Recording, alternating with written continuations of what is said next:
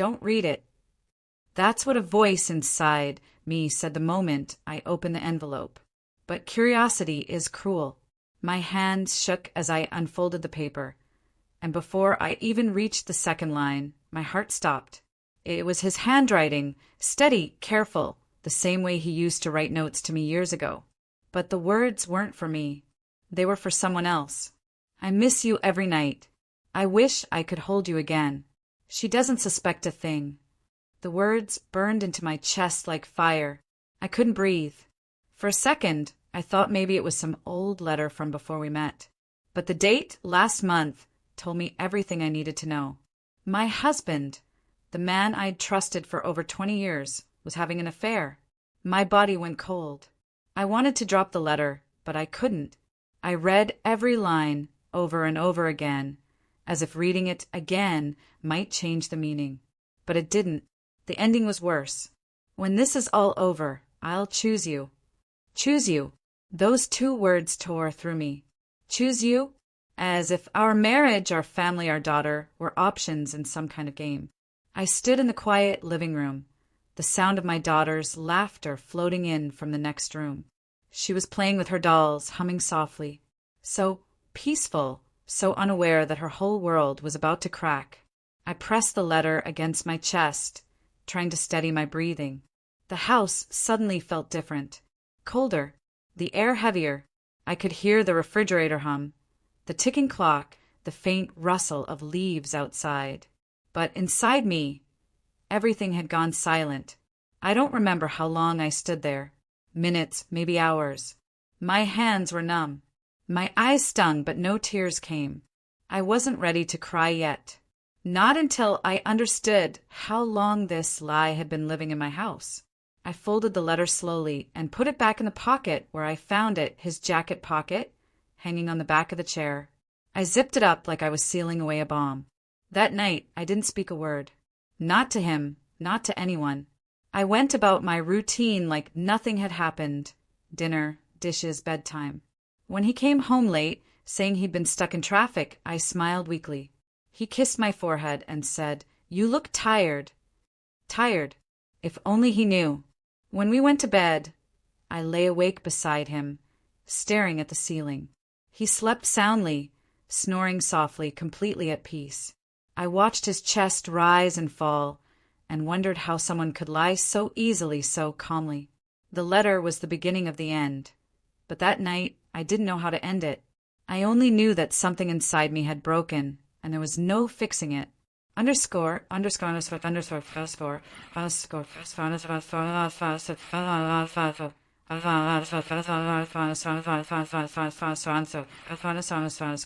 underscore, underscore, underscore, underscore. Morning came too soon. I moved through the house like a ghost, making breakfast, packing my daughter's lunch, watching him sit at the table reading the newspaper as if everything was normal. I wanted to throw the cup of coffee in his face and ask him who she was. But I didn't. Not yet. Instead, I smiled. Pretended. Pretending was easier than facing the truth. When he left for work, he kissed our daughter on the forehead, then turned to me. "You okay?" he asked. I forced a nod. "Just tired." He smiled. "Get some rest." The door closed behind him, and I exhaled a breath I didn't realize I'd been holding. For the first time in years, I felt truly alone. Not the kind of loneliness that comes when you're by yourself, but the kind that comes when someone you love is beside you but doesn't belong to you anymore. I cleaned the kitchen, washed the dishes, wiped the counters, folded the laundry. Anything to keep my hands busy, to keep my mind from collapsing. But it didn't help. Every time I blinked, I saw the words again. "I miss you every night." By afternoon, I couldn't take it anymore. I opened his jacket again and read the letter one more time. I looked for clues, names, hints, anything, but he was careful. The woman's name wasn't there. Just my love. That made it worse. I sat down at the table, my hands covering my face. I tried to remember when it all started. The late nights at work, the sudden business trips, the way he had stopped asking me about my day. It had been months, maybe years, and I never noticed. Or maybe I noticed and just didn't want to admit it. The truth is, I had been lying to myself too. Our marriage hadn't been happy for a long time. We'd stopped laughing, stopped talking, stopped dreaming together. We lived like roommates raising a child. Maybe I thought love was supposed to quiet down with age. Maybe I thought it was normal. But now, knowing he had found someone else, I realized how much I had been denying. That night, I didn't cook. I told him I wasn't feeling well and went to bed early. I lay there in the dark, listening to the sounds of the house. My daughter's faint singing, the TV downstairs, the creak of the stairs as he came up later. He slipped into bed beside me, whispering, "Good night." I didn't answer. I wanted to scream, to ask him why, but I stayed still, because once I opened my mouth, everything would change. I thought about my daughter, about what would happen to her if this fell apart. She adored her father. She ran to him every evening when he came home, clutching her drawings, shouting, "Daddy, look!" What would it do to her if she saw us break? What would it do to me? Sleep never came. I just stared at the wall, counting the hours until morning. The next day, I found myself standing in front of the mirror in the bathroom. I looked at my reflection and didn't recognize the woman staring back. There were lines under my eyes, tired ones. My skin looked pale. My hair was dull. I touched my face, wondering when I had stopped seeing myself. I had been so busy keeping our family together that I forgot about me. I thought of the young woman I used to be, the one who believed in forever. She was gone, replaced by someone who smiled through lies. I opened the bathroom window and looked out at the garden. My daughter was playing with her toy stroller, laughing, her hair catching the sunlight. For a moment, that sound gave me strength. I couldn't let her grow up thinking this was normal. That afternoon, I took out a notebook and began writing everything I felt. Every thought, every memory, every hurt. I wrote until my hand cramped. When I stopped, I realized I wasn't just writing about betrayal. I was writing about survival. Because even though the letter had shattered me, I was still here, breathing, standing. When he came home that night, I didn't mention the letter. I smiled, served dinner, tucked my daughter in, and went to bed beside him again. But this time, I didn't lie there helpless. I had made a decision. I would not fall apart. Not yet. Not until I had a plan. And as I lay there listening to him breathe, I whispered to myself, "He doesn't know it yet, but I'm already gone." I slapped the mirror. Hard. The sound startled me. My palm stung, but it wasn't enough. I wanted it to break, to shatter into 1,000 tiny pieces, so I wouldn't have to look at myself anymore. "Who are you?" I whispered. The woman in the reflection didn't answer. She just stared back at me, her eyes red and empty. It had been 3 days since I found the letter. 3 days of pretending. 3 days of smiling, cooking, doing laundry, answering my daughter's questions, and lying to myself. 3 days of waking up beside a man I no longer trusted. I touched my face and felt how dry my skin had become. My eyes looked smaller somehow, my cheeks sunken. I used to care about how I looked, but now I barely brushed my hair. I stared at that woman and felt disgust. Not because of how she looked, but because of how weak she seemed. How long had I been pretending everything was fine? How long had I been ignoring the signs? The long business trips, the secretive phone calls, the way he always turned his phone screen away when I walked into the room. I thought I was being understanding. I thought giving him space made me a good wife. But now I see I was just blind. I leaned over the sink and cried quietly. My tears hit the porcelain, one after another. I didn't want my daughter to hear. She was in the living room watching cartoons. Her laughter drifted down the hallway every few minutes, innocent and warm. That sound, her laughter, was the only thing holding me together. I turned away from the mirror and washed my face, wiping my tears with a towel. When I looked up again, I forced a small smile. It looked fake, but I held it anyway. Because that's what I did best, pretending. Later that evening, we had dinner together like we always did. My husband talked about work, about a new project he was handling, and how the company might send him out of town for a few days. I nodded, pretending to listen, pretending to care. Inside, my stomach tightened. Out of town again. Of course. He reached for his glass of water and asked, "You okay? You've been quiet lately." I forced a smile. "I'm fine. Just tired." "Tired," he repeated softly. "You've been saying that a lot." I shrugged. "Maybe I'm getting old." He laughed, that easy laugh that used to make me feel safe. Now it only made me angry. How could he laugh like that, knowing what he was doing? Knowing what I knew? Our daughter was sitting between us, her little hands covered in rice and stew. She was talking about her day at school, how she helped her friend pick up crayons and got a sticker from the teacher. I listened, smiling at her stories, even though my heart was somewhere else. When dinner was over, he helped her with homework while I did the dishes. I could hear them laughing in the next room. He was a good father. I couldn't deny that. That was what made this harder. I didn't hate him. I hated what he did. I hated what it made me feel. Later that night, when he went to shower, I picked up his phone. My hands trembled as I typed in his passcode. Our wedding anniversary. It still worked. I opened his messages. My heart pounded so loud, I thought it would wake the house. There it was. Her name. I didn't recognize it, but the chat history told me everything I needed to know. The same kind of words from the letter. Sweet words, longing words. I read them until my eyes blurred. I miss your touch. She doesn't make me feel alive anymore. I wish I could be with you tonight. I stopped reading. My chest ached so badly, I thought I might faint. I put the phone down, wiped my eyes, and went into the bathroom. When he came out of the shower, I was sitting on the bed, pretending to fold clothes. He smiled at me, kissed the top of my head, and said, "You're the best, you know that?" I nodded. Yeah. He went to sleep easily, like a man with no guilt. I watched him until his breathing deepened, then I lay beside him in the dark. And for the first time since we got married, I felt nothing. No love, no hate, just emptiness. The next morning, I couldn't look at him. He kissed me before leaving for work, and I turned my face slightly, so his lips brushed my cheek instead of my mouth. He didn't notice. After he left, I sat at the table staring at his untouched cup of coffee. My daughter was already at school. The house was quiet. Too quiet. I felt the urge to scream, to throw the cup at the wall, to break something. But instead, I took out my notebook again. The one I started writing in the day after I found the letter. I opened it and wrote. I don't know how to leave without breaking everything.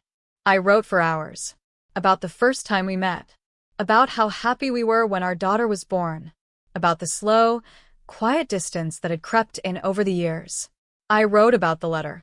About the messages. About the lies. By the time I stopped, the sun had moved across the kitchen wall. My hand ached, but I felt lighter. For the first time, I could see clearly. I realized that I had built my life around a man who stopped choosing me a long time ago. That night, when he came home, I was calm. I made dinner, tucked my daughter in, and sat at the table waiting for him. I had the letter in my pocket. I wanted to ask him about it. I wanted to see his reaction. But when he looked at me and said, "What's wrong?" I couldn't do it. Not yet. Because my daughter was asleep upstairs and I didn't want her to wake up to shouting. So I said nothing. I smiled and said, "Nothing's wrong. Everything's fine." He nodded, relieved, and turned on the TV. And that's when I realized something that scared me. Pretending had become easier than telling the truth. That night, I dreamed of the woman he wrote to. I couldn't see her face, but I imagined her young, beautiful, confident. Everything I wasn't anymore. When I woke up, my pillow was wet. I got up quietly, walked to the bathroom, and turned on the light. The same mirror stared back at me. The same tired woman. I whispered, "You have to stop this. You have to stop pretending." But how? How do you tell your child her father is a liar? How do you destroy a home that still smells like family? I splashed water on my face and wiped it off with a towel.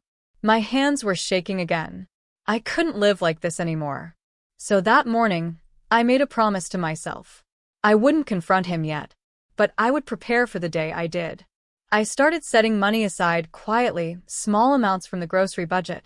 I organized papers, made copies of important documents, and hid them in a drawer. I didn't know what I was planning exactly, but I knew I needed control over something. Because right now, everything else felt like it was slipping away. When he came home that evening, he kissed me again and smiled. I smiled back. But this time, my smile wasn't fake. It was sharp. It was the smile of a woman who knew something he didn't. He thought I was still blind. Still weak. Still trapped in love. But he was wrong. I had seen the truth now, and there was no going back. His voice was calm when he lied. That's what hurt the most. Not the words, not even the betrayal, but the calmness. The way he could look me straight in the eye and still pretend nothing was wrong. "Where did you find that?" he asked quietly. I held the letter in my hand. The same one that had been burning a hole in my drawer for weeks. My fingers trembled, but I didn't hide it. Let him see. Let him see what he had done. "In your jacket pocket," I said. My voice didn't shake. It was flat, cold, steady. "Do you want to tell me who she is, or should I guess?" He blinked, his face still calm. "You went through my things? That's your answer?" I said. "That's all you have to say?" Silence. He stared at me, maybe searching for a way out.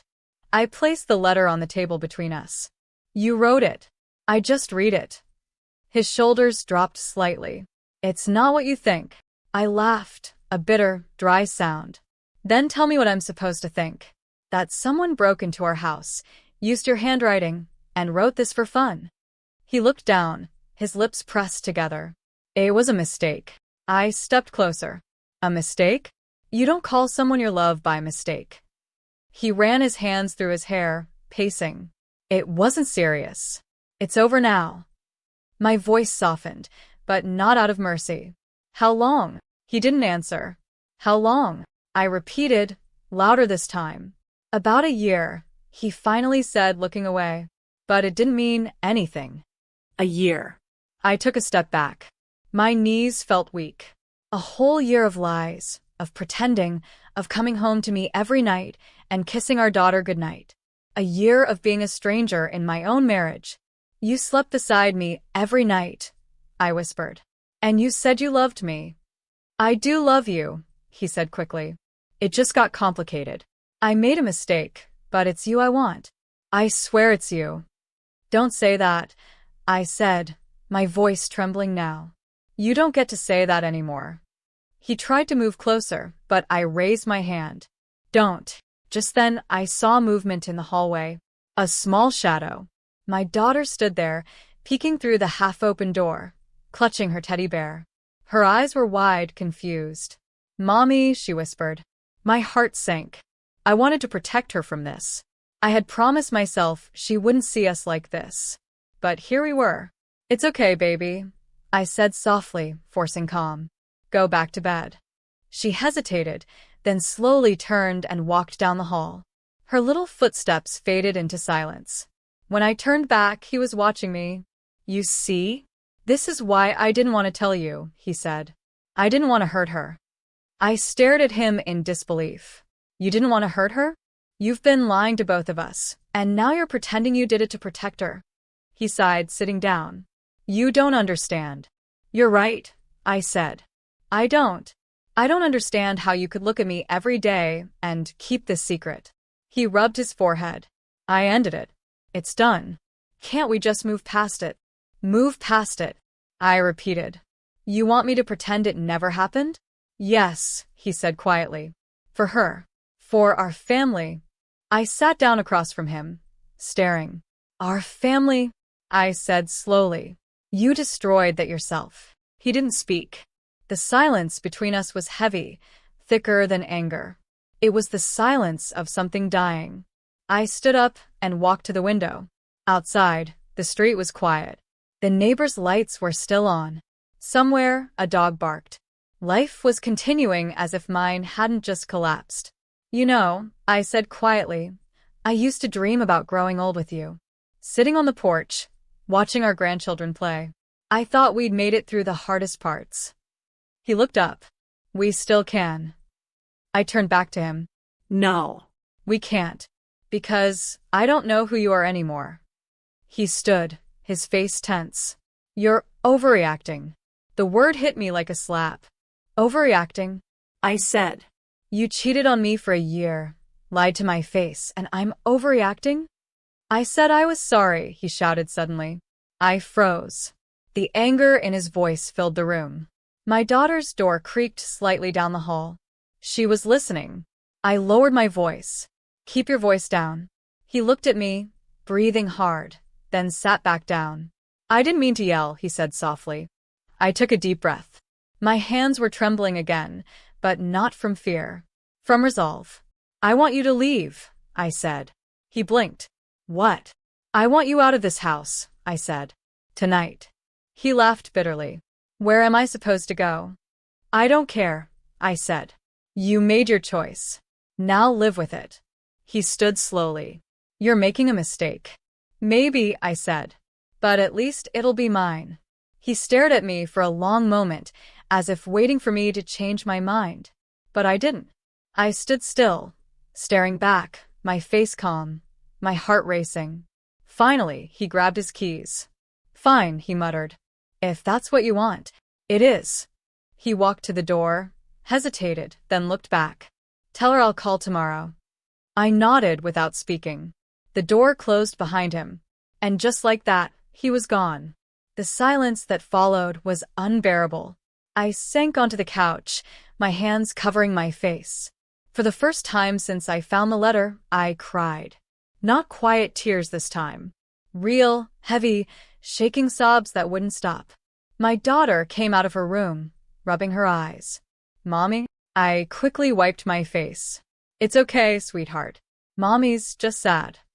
She climbed into my lap, her tiny arms wrapping around my neck. Did Daddy make you sad? I swallowed hard. No, baby. Daddy just needs some time away. Is he coming back? I hesitated. My heart broke again. I don't know. She nodded softly, resting her head on my shoulder. It's okay, Mommy. I'll stay with you. I held her close, breathing in the scent of her hair, the warmth of her small body. That moment, I made a silent promise. I would protect her from this pain, no matter what. When she fell asleep, I carried her to her room and tucked her in. Then I went back to the living room and sat down again, staring at the door. The house felt empty, but not in a bad way. Empty, like something had been lifted. I realized I wasn't afraid anymore.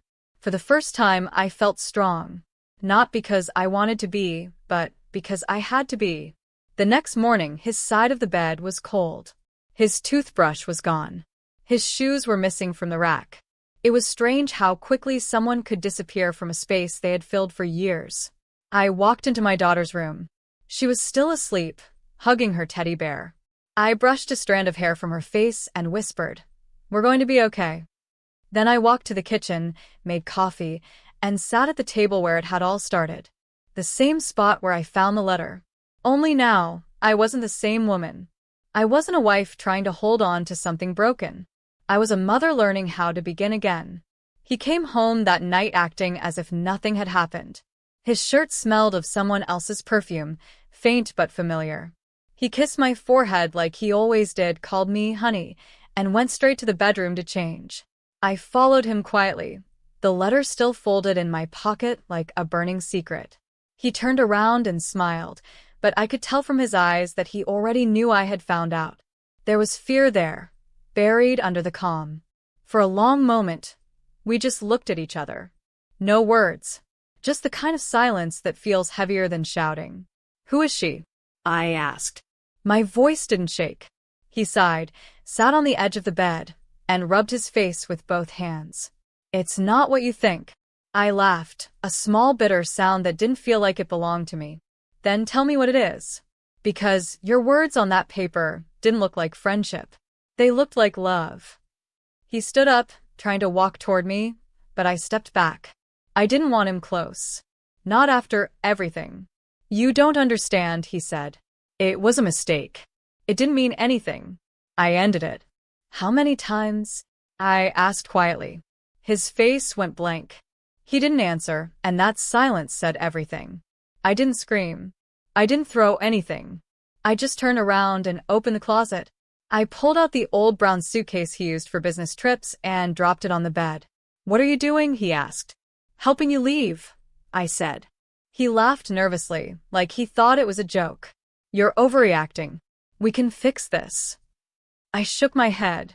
"No. You broke something that can't be fixed. You lied to me for years. Every day you looked me in the eye and said you loved me while you were loving someone else." He tried to defend himself again, but I was done listening. I started folding his shirts, one by one, placing them neatly in the suitcase. I didn't want to make a scene in front of my daughter. She was in her room, playing with her dolls. I could hear her tiny voice humming. "Please," he said softly, "think about her. She needs both of us." That stopped me for a second. I looked at him, really looked. For a moment, I saw the man I had once loved, the one who made me laugh until my stomach hurt, the one who held my hand through every storm.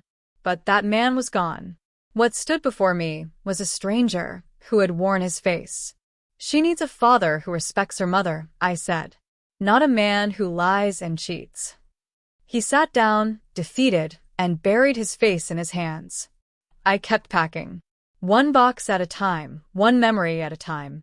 His shoes, his watch, the tie I gave him on our 10th anniversary. Each thing felt heavier than it should have. When my daughter walked in, clutching her teddy bear, she looked confused. "Mommy, why are Daddy's things in the box?" My throat tightened. "Daddy's going away for a while, sweetheart." "Is he coming back?" she asked. I wanted to tell her yes. I wanted to promise her that everything would be okay. But lies had already ruined enough. "I don't know, baby," I said. "But Mommy's here, and that's what matters right now." She nodded slowly, then wrapped her tiny arms around my waist. I held her tight, trying to keep my tears hidden. He stood up and tried to approach us, but she stepped behind me, clutching my dress. That moment broke him more than anything I could have said. He just stood there, silent, staring at us. When he finally spoke, his voice was low. "You'll regret this." "No," I said, looking straight at him. "The only thing I regret is trusting you." He grabbed his suitcase and left without another word. The sound of the door closing echoed through the house. My daughter started crying, and that was when my tears finally came. I sank to the floor, holding her close as she sobbed against my chest. That night, the house felt emptier than ever. The silence pressed against the walls like a weight I couldn't lift. I sat by the window long after she fell asleep, staring into the dark street. I thought about the years we spent together, the laughter, the holidays, the plans. It was strange how something so full could suddenly feel meaningless. I realized that love isn't supposed to hurt like this. It isn't supposed to make you feel small or unwanted. The next morning, I woke up early and cleaned the house from top to bottom. Not because it needed it, but because I needed to feel control over something, anything. Every corner I scrubbed, every drawer I organized, felt like reclaiming a piece of myself. When my daughter woke up, she asked for pancakes like she always did. I made them, forcing a smile. She noticed, though. Kids always do. "Mommy, you're sad," she said quietly. I knelt beside her and brushed a strand of hair from her face. "A little, yes, but I'll be okay." "Because you're strong?" she asked. I nodded. "Because I'm strong." That day, I realized something powerful. Strength doesn't always look like shouting or breaking things. Sometimes it's quiet. It's in the way you get up, cook breakfast, and keep living even when everything inside you feels shattered. In the days that followed, he called a few times. I didn't answer. He came by once, asking to talk. I told him he could see our daughter, but I didn't want to discuss us. He looked tired, older somehow, like the weight of what he'd done had finally settled in. He said, "You can hate me, but please don't teach her to." I didn't reply. Hate wasn't what I felt anymore. It was emptiness. Like all the love had drained out, leaving just silence behind. After he left that day, I took off my wedding ring. I placed it in the same box where the letter was hidden. It didn't hurt as much as I expected. It just felt final. At night, I lay beside my daughter, listening to her soft breathing. I realized that even though I had lost a husband, I hadn't lost everything. I still had her. I still had myself. The next morning, when the sun came through the curtains, I decided something. I wouldn't live in pain anymore.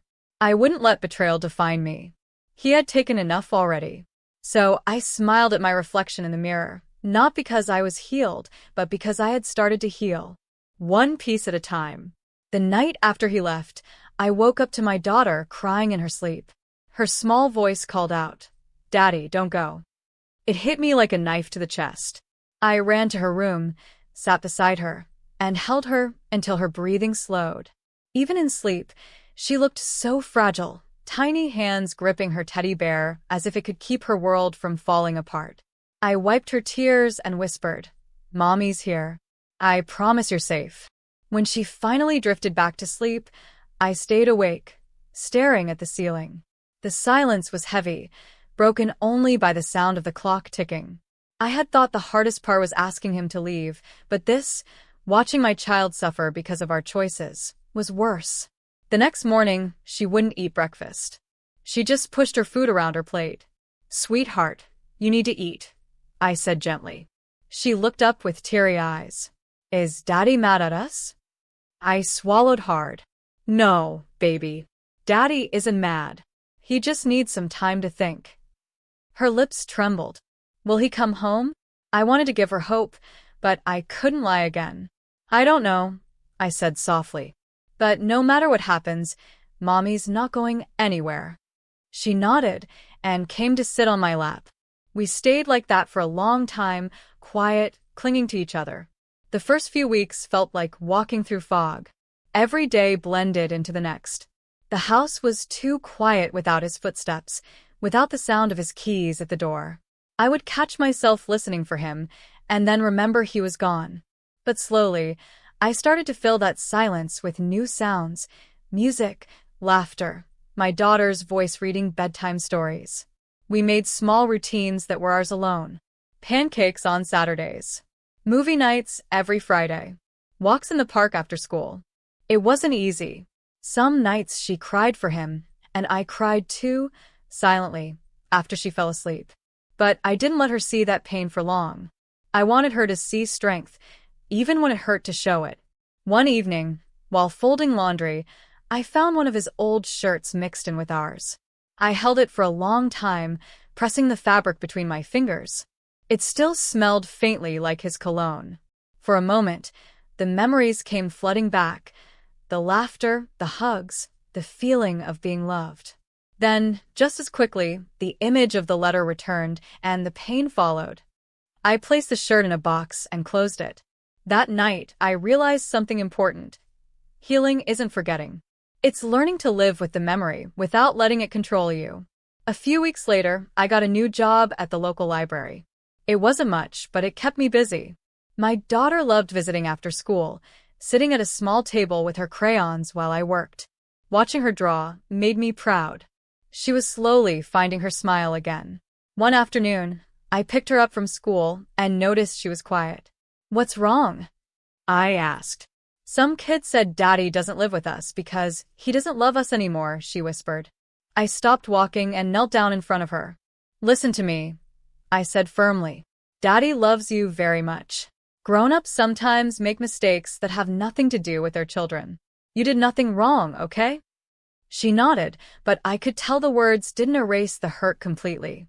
That night, I held her a little tighter when she slept. Every day was a lesson in starting over. I learned to fix the leaky tap, pay the bills, and drive her to school on time. Small things that used to feel overwhelming now became proof that I could stand on my own. Sometimes people in town would ask how I was doing. I'd smile and say, "We're fine," even when we weren't. But slowly, those words started to become true. One evening, my daughter came home with a drawing. It was a picture of the two of us, holding hands under a big yellow sun. There was no father in the picture, just me and her, smiling. "This is us, Mommy," she said proudly. "We're happy again." That simple drawing broke something open inside me. For months, I'd been surviving for her. But now I wanted to live for her. To show her that life doesn't end with heartbreak. It begins again, just differently. So we started making new memories. I took her to the zoo, the beach, the fair. We laughed until our stomachs hurt. There were still hard days, of course. Days when she'd ask, "Why doesn't Daddy come to see me more?" And I'd have to explain gently that some things take time. But she was learning to accept it. One night, after tucking her in, I sat by the window with a cup of tea. The moonlight fell across the floor, and for the first time in months, I felt peaceful. Not completely healed, but calm. I realized that pain doesn't vanish. It softens. It becomes part of your story, but not the whole story. A few months later, he called. His voice was quiet, hesitant.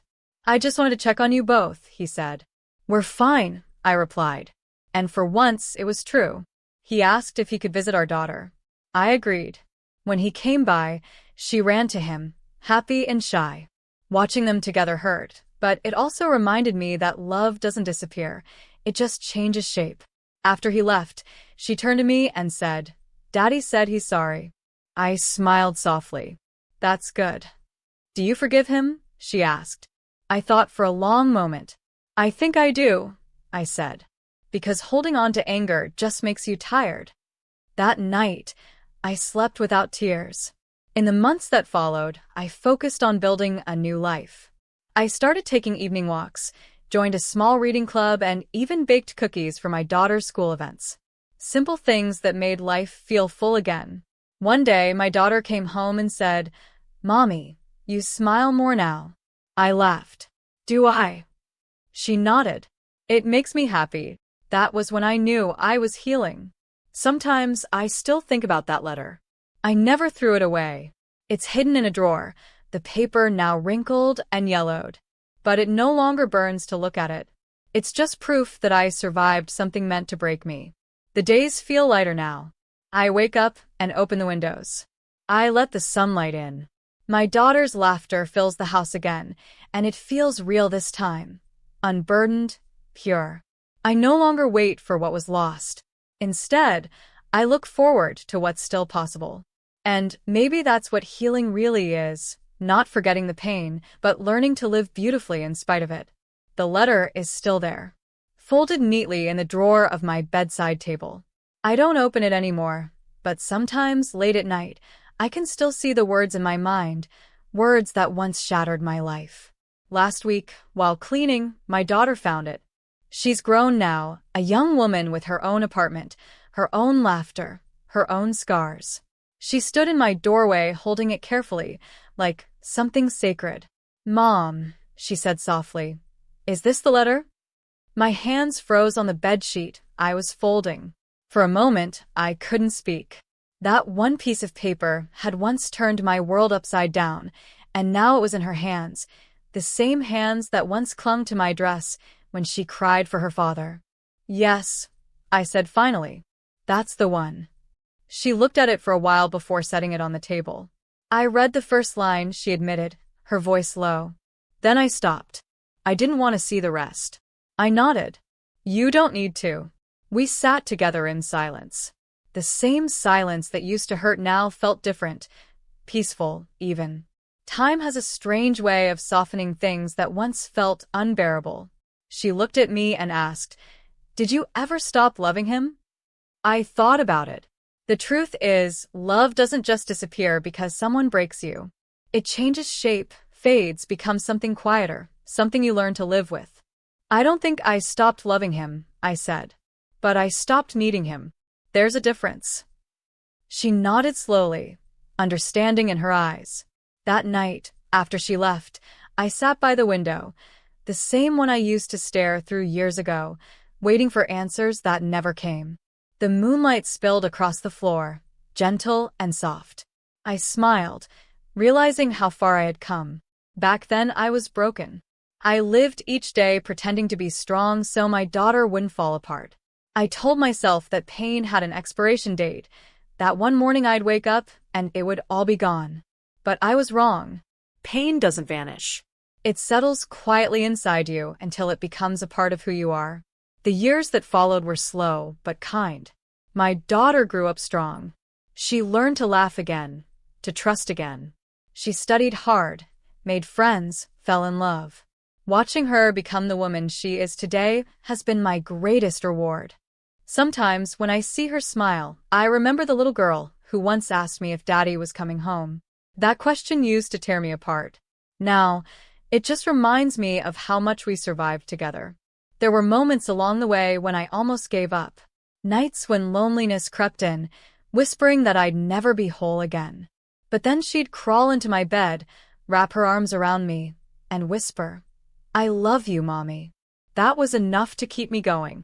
Years later, when her father fell ill, she wanted to visit him.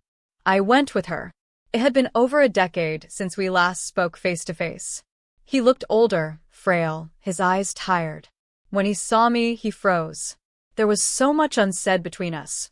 Too much, maybe. He whispered, "You look well." I said, "Thank you." We didn't talk about the past. We didn't talk about the letter. There was no point. The pain had already done its work, and so had time. What remained between us wasn't love or anger. It was acceptance. Before we left, he took my hand. "I'm sorry," he said simply. And I believed him. Not because his apology erased the years of hurt, but because I was ready to let it go. Holding on had cost me enough. When we got back home, my daughter looked at me in the car and said, "You're amazing, Mom." I laughed quietly. No, I'm just human. But deep down, I knew I had earned every piece of peace I now carried. Now, years later, my mornings are quiet. I wake up early, make tea, and sit by the window. The house is smaller now, but it feels full. Full of peace, full of memories, full of lessons. Sometimes I hear my daughter's laughter through the phone, or she visits with her own little girl, my granddaughter. The first time I held that child, I cried. Not because I was sad, but because I realized that everything I had endured led to this moment, to her tiny heartbeat pressed against mine. She calls me Grandma, and when she smiles, I see both the child her mother was and the woman I became. One afternoon, while playing with her, she asked, "Grandma, where's Grandpa?"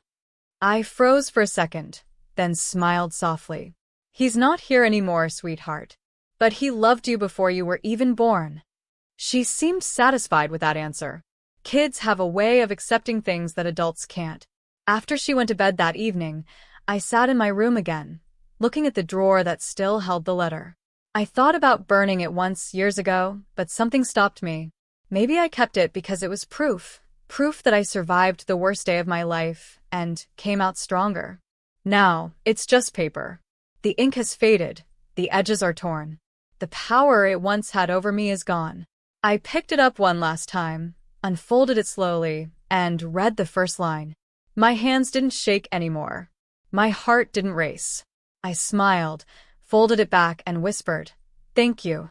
Not because I was grateful for the betrayal, but because it taught me how strong love can make you, even when it breaks you.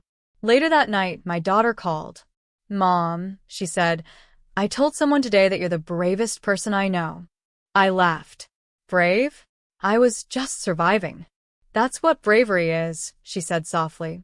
After the call ended, I sat there for a long time, thinking about everything we had been through. The pain, the anger, the tears, they had all turned into something else. Something gentle. Life has a way of teaching you what really matters. Love isn't just romance or promises. It's the quiet strength to keep moving, to keep choosing peace when everything around you falls apart. Now, when I look at my reflection, I see a woman who lost everything once and found herself in the process. The letter that once destroyed me lies buried in a drawer, untouched. I don't keep it as a wound anymore, but as a reminder that I lived through something that could have ended me and didn't. When I watch my granddaughter running around the yard, laughing the way her mother once did, I realize the circle has come full. Love didn't die in that betrayal. It changed, grew, passed down through generations. And that's enough. Because in the end, I didn't just survive that night. I rebuilt my life from it. Piece by piece. And this time it's real.